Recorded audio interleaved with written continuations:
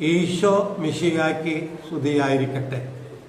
നിങ്ങൾക്കെല്ലാവർക്കും ഹൃദയം നിറഞ്ഞ സ്നേഹത്തോടെ ബത്ലഹേമിലേക്ക് സ്വാഗതം.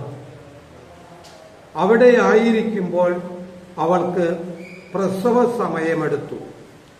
അവൾ തന്റെ കടിഞ്ഞൂൽ പുത്രനെ പ്രസവിച്ചു. അവനെ പിള്ളക്കച്ച കൊണ്ട് പൊതിഞ്ഞ് പുൽത്തൊട്ടിയിൽ കിടത്തി.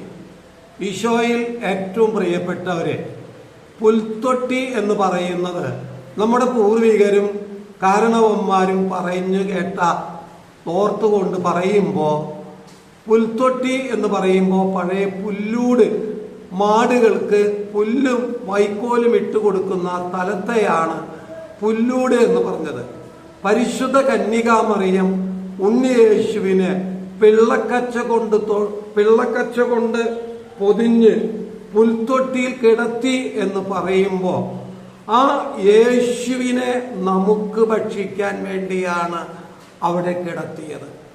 ഈശോയിൽ ഏറ്റവും പ്രിയപ്പെട്ടവരെ, മാതാപിതാക്കളായ ഞാനും നിങ്ങളും സമയത്തിന്റെ പൂർണ്ണതയിലും കാലത്തിന്റെ തികവയിലും മക്കളെ വിശ്വാസത്തിന്റെ പിള്ളക്കച്ച കൊണ്ട് പൊതിഞ്ഞ് സംരക്ഷിച്ചില്ല എങ്കിൽ സമയമെടുക്കുമ്പോൾ അവരെ പിള്ളക്കച്ച കൊണ്ട് പൊതിയണമെന്ന് ആഗ്രഹിക്കുമ്പോൾ അത് സാധിക്കാതെ പോകുന്നു.